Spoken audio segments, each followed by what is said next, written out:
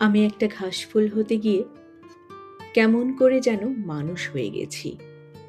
ঘাসের সাথে আমার যে মিতালি, মানুষের সাথে কেন যেন তা হয়ে ওঠে না।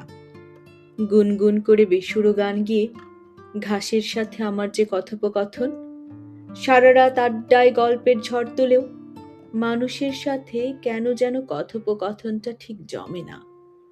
আমি পথহারা পথিকের মতো এলোমেলো রাস্তায় হাঁটতে গিয়ে এক কোণায় ফুটে থাকা ছোট্ট একটা ঘাসফুল দেখে যে আনন্দ পাই, এই কংক্রিটের ঝলমলে শহরে তা কেমন যেন বিষাদে হারায়।